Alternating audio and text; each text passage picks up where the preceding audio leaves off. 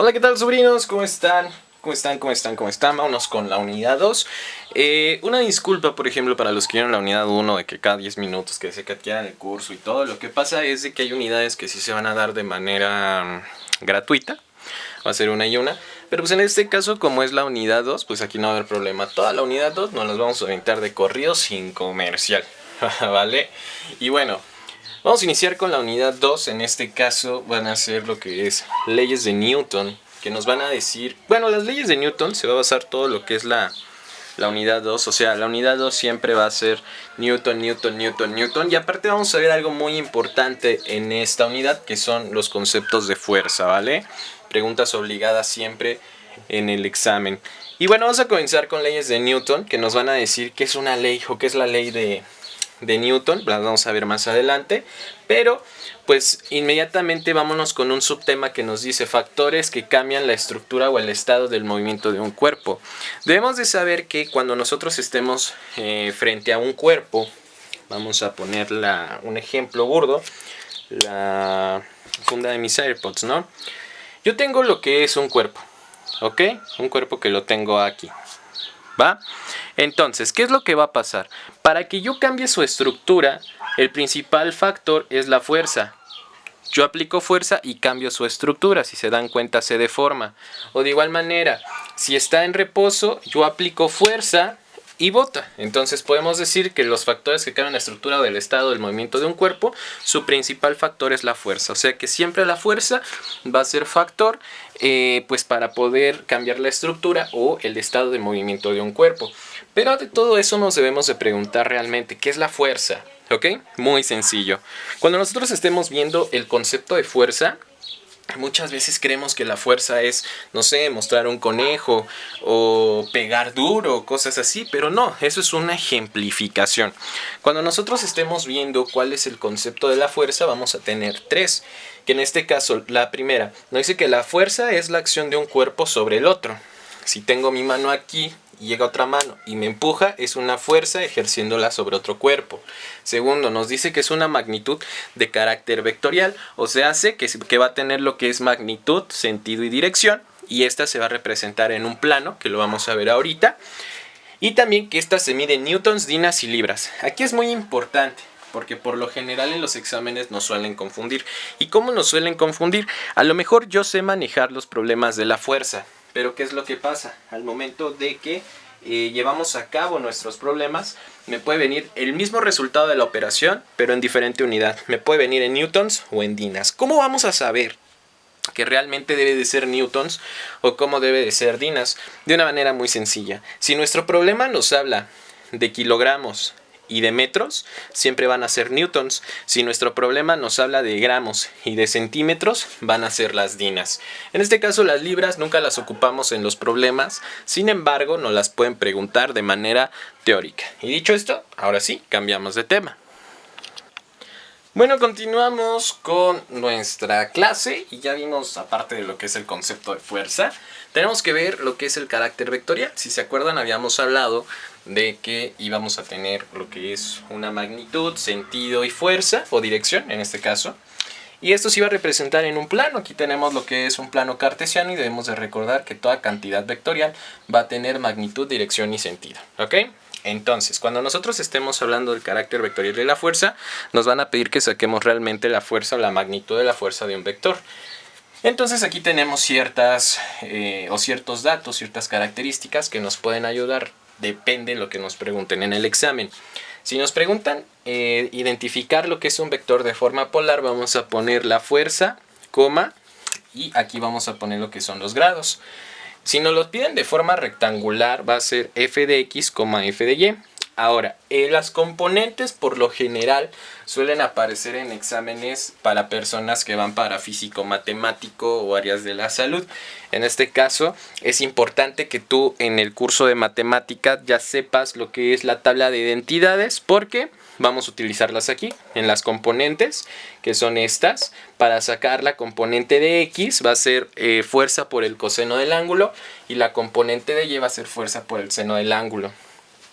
En este caso la magnitud la vamos a tener como que la fuerza o la magnitud de la fuerza de mi vector es igual a la raíz de las fuerzas de X más las fuerzas de Y al cuadrado, ¿ok? Y la dirección, si nos preguntan la dirección, va a ser el ángulo arcotangente de f de Y sobre f de X, ¿ok? Y aquí tenemos una representación pues prácticamente de cómo se ve un vector ya trazado en un plano cartesiano. Y vamos ahora con los ejercicios. Bueno, vamos a ver un ejemplo muy sencillo. Vamos a empezar con los que son, por ejemplo, pues no sé, de ciencias sociales o que no ven tanta matemática a fondo. Entonces vamos a ver lo que es calcular la magnitud del vector y aquí nos están dando lo que son las fuerzas. No es necesario que realmente nosotros hagamos un plano cartesiano, pero lo que siempre va a ser necesario es aprender a nombrar, que este va a ser X y este va a ser Y. Eso es de ley, eso siempre lo debemos de manejar así, ¿ok? Entonces, yo ya tengo lo que son los datos, vamos a poner aquí. Tengo f de X que va a ser igual a 50, tengo f de Y que va a ser igual a menos 120. Y me están preguntando lo que es la magnitud de la fuerza de mi vector. ¿Ok? Entonces, ¿qué es lo que vamos a hacer? Pues vamos a aplicarlo. Recuerden que nuestra fórmula es igual a la magnitud de la raíz cuadrada de f de X al cuadrado más f de Y al cuadrado. Y al momento de sustituir, esto nos va a quedar como que, pues bueno, f de X es igual a 50, entonces nos va a quedar 50 al cuadrado más f de Y, f de Y, que sería menos 120 al cuadrado. ¿Ok? Entonces vamos a hacer nuestras operaciones. En este caso vamos a multiplicar 50 por 50, que me va a dar lo que son 2500. Vamos a poner aquí 2500. Obviamente esto lo vamos a multiplicar por 120 por 120, que me va a dar lo que es 14400. Ajá. Entonces, ¿qué es lo que vamos a hacer? Vamos a sumar 14400 más 2500 y esto me daría a 16900. ¿Ok? Y entonces a 16900 le vamos a sacar lo que es la raíz cuadrada, que me daría 130. Recuerden que en el curso de mate ya vimos cómo sacar lo que es las raíces cuadradas. Ahora, como estamos hablando de una fuerza o una magnitud de fuerza, siempre que nosotros tengamos fuerza la vamos a poner o la vamos a representar en el resultado con la n, pues de newtons, ¿ok? Y pues este es un ejemplo de cómo sería un problema pues muy sencillo. Ahora vamos a ver qué tipo de problema viene, por ejemplo, en físico-matemático o médico-biológico. Bueno, vamos a ver ahora lo que son las componentes. Ya vimos un problema sencillo, encontrar la magnitud de la fuerza, pero en este caso también nos pueden preguntar cuáles son las componentes. Y bueno, vamos a ver cómo son las componentes. En este caso ya nos están dando nuestros elementos aquí, con nuestra forma pues polar.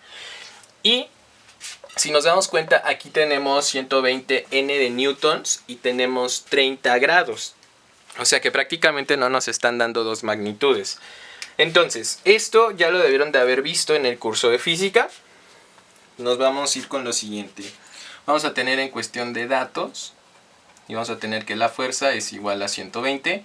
Y tenemos el ángulo que sería de 30.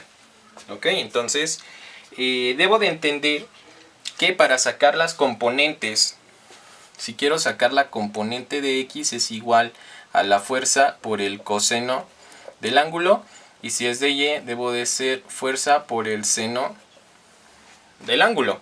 ¿Ok? Entonces, ¿qué es lo que vamos a ver de esta manera? Pues el seno de 30, vamos a empezar primero con el coseno. El coseno de 30 debe de ser igual a lo que es la raíz de 3 sobre 2. ¿Ok? Y el seno de 30 es igual a lo que es un medio. Y a lo mejor ustedes me pueden preguntar, ¿de dónde sale esto? Bueno, eso sale de la tabla de identidades trigonométricas que la ven en el curso de mate. Entonces, ahora sí, vamos a continuar. Vamos a separar esto de acá.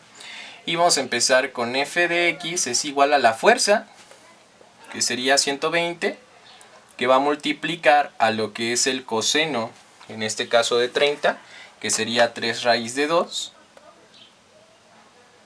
Digo, raíz de 3 sobre 2, que esto es como si multiplicara una fracción. Entonces sería 120 por raíz de 3, me va a dar 120 raíz de 3 sobre 2. Pero esto todavía lo puedo simplificar. Entonces, ¿cuántas veces cabe en el 120? Me quedaría 60 raíz de 3. Ajá. En cuestión de f de y, ¿cómo nos va a quedar? Bueno, nos va a quedar la fuerza, que sería 120, por el seno de 30, que sería un medio. Todo número que se multiplique un medio me va a dar la mitad. Entonces esto sería 60 newtons y esto también sería 60 newtons. ¿Ok? Y con esto pues ya terminamos. Entonces yo puedo decir que la componente de x, o f de x, es igual a 60 raíz de 3 newtons. Y la componente de y me tendría que quedar como 60 newtons. Ya si nos piden lo que es la magnitud del vector, pues ¿qué es lo que hago? Pues ya lo meto directo en la fórmula que vimos anteriormente. ¿Vale? ¿Cómo ven? Muy sencillo. Sale pues vamos a ver lo que es superposición de fuerza. Y bueno, en este caso, ¿cuál es la definición? Cuando tengo varias fuerzas, en este caso tomamos lo del ejemplo anterior, lo del tema anterior, que nada más estábamos viendo la fuerza de un solo vector. Aquí cuando tomamos varias fuerzas, en este caso fuerza 1 más fuerza 2 más fuerza 3, estas se pueden reemplazar por una fuerza que se le conoce como la fuerza resultante, que es la suma vectorial. ¿Ok? En este caso debemos de entender que la resultante es igual a la fuerza 1 más la fuerza 2 más la fuerza 3. Y en este caso pues también la resultante la podemos poner como coordenada, en este caso de Rx más Ry. Pero pues de todas maneras en los exámenes lo que nos suelen pedir más es la magnitud de la resultante, que se va a sacar como raíz cuadrada de Rx cuadrada más Ry cuadrada, como lo que hicimos en el tema anterior. Pero para sacar la resultante de x y la resultante de y, tengo que empezar pues a sumar todo lo que es fuerza de x1, fuerza de x2, fuerza de x3, la sumo y eso me va a dar lo que es mi resultante de x. En y sería fuerza 1 más fuerza 2 más fuerza 3 y esto me va a dar lo que es la resultante de y. ¿Ok? Entonces, prácticamente, ¿qué es lo que vamos a hacer? Pues vamos a aplicar el tema anterior que vimos, el del carácter vectorial, pero ahora nos van a dar diferentes fuerzas. Lo único que debemos de hacer es sumarlas, aplicar esta resultante y todo nos va a quedar súper perrón, ¿vale? Bueno, lo intentamos. Ok, vamos a ver este ejemplo. Es muy sencillo. Nos dice calcula la magnitud resultante y en este caso vamos a tener lo que es fuerza 1, que serían 11 newtons, 4 newtons, y en la fuerza 2 tenemos lo que es 3 newtons, 2 newtons. En este caso, lo que debemos de hacer, y ojo acá, si les llegan a poner un problema que tenga lo que son los grados, se vuelve a hacer el mismo paso de la componente como lo vimos en el tema pasado. Aquí, ¿qué es lo que nos va a quedar? Bueno, voy a nombrar fx1, fy1, fx2, fy2. ¿Ok? ¿Y qué es lo que vamos a hacer?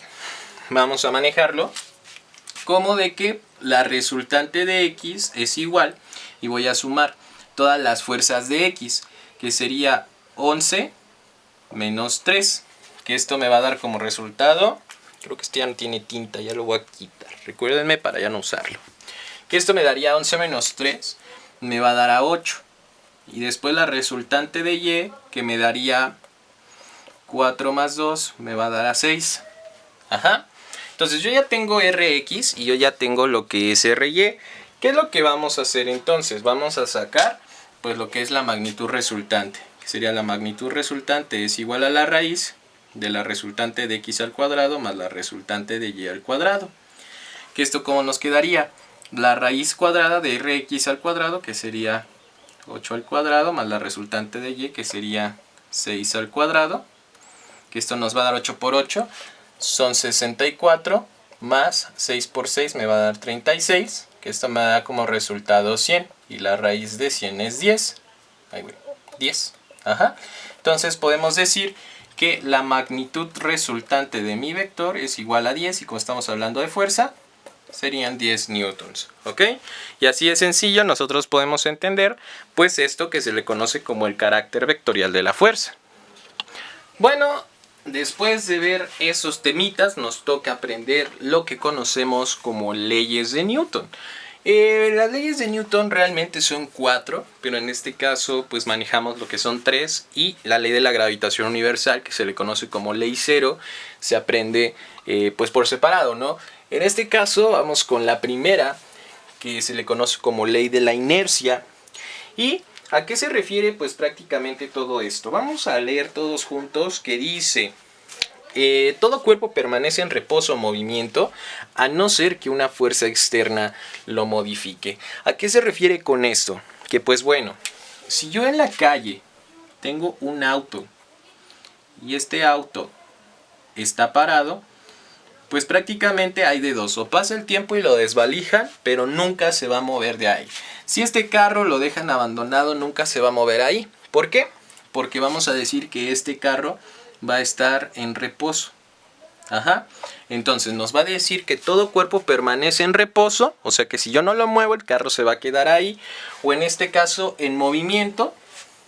Caso contrario, si yo aviento una canica, la canica tiene que ir para acá y es... ahí está. Y la canica tiene que seguir girando eternamente. Todo cuerpo permanece en reposo o movimiento. O sea, que el carro se debe de quedar ahí toda la vida, o la canica debe de girar toda la vida. Ajá.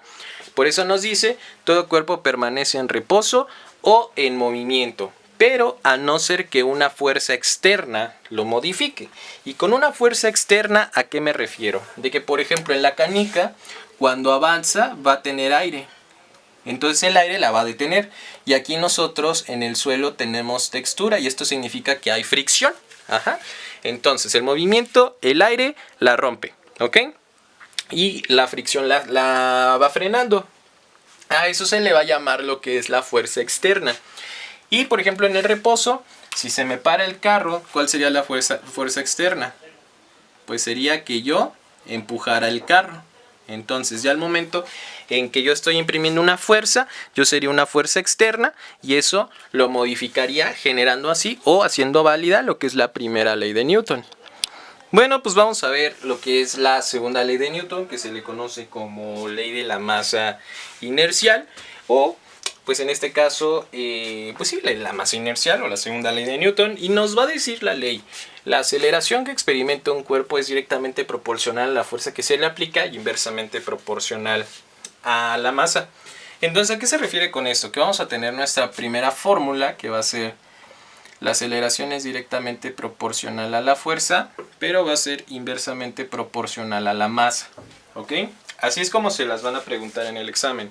Aceleración es igual a fuerza sobre masa, o que la aceleración es directamente proporcional a la fuerza, pero inversamente proporcional a la masa. Aunque hay una manera más fácil de aprendernos esta fórmula, y es despejándola, que se le conoce como la ley del fumador. ¿Cuál es la ley del fumador? Porque vamos a poner, en este caso, fuma. Ajá, sí, fuma. Fuerza es igual a masa por aceleración. Obviamente aquí lo que nosotros tenemos es fuerza.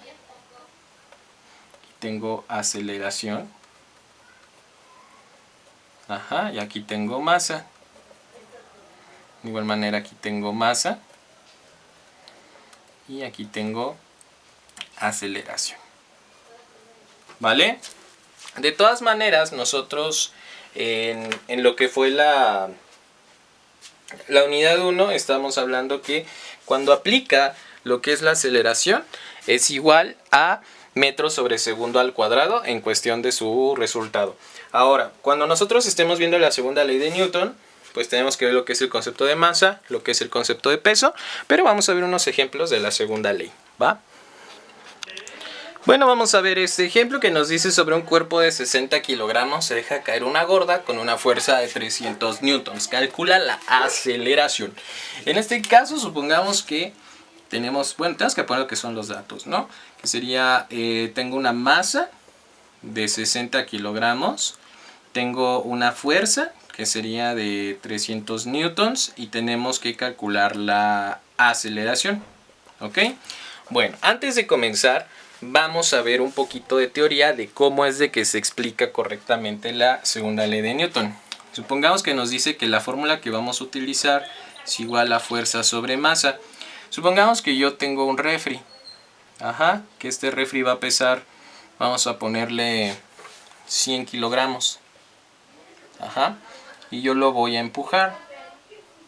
En este caso, al momento de que yo imprimo una fuerza, se va a producir una aceleración que va para el mismo lado. Pero ¿qué es lo que va a hacer la masa? ¿Por qué está pesado? Porque la masa actúa de manera inversa. O sea que si yo empujo a la pared me estaría empujando a mí. Solamente que la masa de la pared es más fuerte que la fuerza que yo le imprimo. ¿Ok? Bueno, ahora, ¿cómo vamos a plantear este problema? Supongamos que tenemos una cama. Y aquí, pues tengo un pobre mortal, ¿no? Y vamos a dejar caerle una gordita que va a pesar 60, que imprime lo que es una fuerza de 300 newtons. Entonces lo que yo debo de calcular es la aceleración que lleva con la que va a aplastar a mi carnal. Entonces, ¿qué es lo que vamos a hacer aquí? Vamos a tener aceleración es igual a la fuerza, que sería 300, sobre la masa, que sería 60. ¿Ok? Entonces, ¿qué es lo que debemos hacer? De una manera muy sencilla. Tenemos que ver cuántas veces cabe el 60 en el 300. Y, perdón, esto nos daría a 5. ¿Ok? Entonces voy a tener una aceleración de 5 metros sobre segundo al cuadrado. Y así de sencillo nosotros podemos encontrar lo que es la aceleración de la ley de Newton. Ahora vámonos con otro ejemplo. Vamos a resolver este problema que nos dice un cuerpo de 40 gramos es acelerado a una razón de 12 centímetros sobre segundo. Calcula su magnitud de fuerza. Bueno, vamos a poner aquí lo que son los datos. Vamos a poner datos. Vamos a tener lo que es una masa de 40 gramos. Vamos a tener lo que es una aceleración de 12. ¿Ok? Y nos está pidiendo la fuerza. Muy sencillo. Aquí nosotros vamos a utilizar lo que es la ley del fumador, que es la de Fuma. Esta ley sale despejándola de la original, que sería aceleración es igual a fuerza sobre masa. Si yo quiero dejar a la F sola, ¿qué es lo que hago? Este está dividiendo, pasa multiplicando y me quedaría esto, ¿no? Aceleración por masa es igual a la fuerza, o en su defecto nos tendría que quedar como F es igual a M por A, ¿ok? Que es una fórmula muy famosa. Entonces, pues nada más lo que debemos hacer es sustituir, que nos quedaría la fuerza es igual a la masa, que sería 40, multiplicando por 12. Entonces, si yo multiplico lo que es 40 por 12, me va a dar un total de 480. Pero aquí es importante, ¿480 qué? Bueno, si nosotros nos fijamos en los datos que nos está dando nuestro problema, está manejando centímetros cuadrados y gramos. Y al inicio de la clase habíamos dicho que si era centímetros cuadrados y gramos, no eran newton, sino que eran dinas, ¿ok? Y así de sencillo terminamos con este problema. Y bueno, además de la segunda ley de Newton, que nosotros ya habíamos visto que es igual a aceleración, que es directamente proporcional a la fuerza inversamente proporcional a la masa, debemos de también entender el concepto de masa y el concepto de peso, ya que en futuros problemas nos vamos a volver a... Bueno, vamos a tener la necesidad de volver a tomar esto. En este caso, cuando nosotros estemos viendo lo que es el concepto de masa, nos va a decir que es la cantidad de materia que forma un cuerpo o la medida de su inercia. En física, todo lo que sea la masa la vamos a medir en kilogramos, gramos y slug. Pero cuando nosotros estemos viendo el peso, nos va a decir que es la fuerza ejercida por la Tierra sobre los cuerpos. En este caso, vamos a utilizar la W, que es de weight, o sea, de peso, que es igual a la masa por la gravedad. Ahora, en muchos exámenes suele aparecer un ejemplo como estos, que siempre vamos a tener una caja en una pendiente inclinada donde no va a haber fricción. Donde inclusive nos dicen, calcula lo que es, no sé, la masa de la caja en una pendiente cuyo ángulo de inclinación es tal y sin considerar la fricción. Pues bueno, en este caso, cuando nosotros estemos viendo pues este problema, de hecho nos piden calcular la magnitud de la fuerza para subir un peso. Cuando vean este ejemplo que está una caja inclinada y nos piden la fuerza, la vamos a resolver con que la fuerza es igual al peso por el seno del ángulo de inclinación. ¿Ok? Ese es un nuevo tip que consta o parte de la actualización de nuestros cursos. Entonces, siempre que vean este problema, lo vamos a resolver con esta formulita. Y después nos vamos a ir pues con los ejemplos de este mismo tema. Y nos va a decir que calcula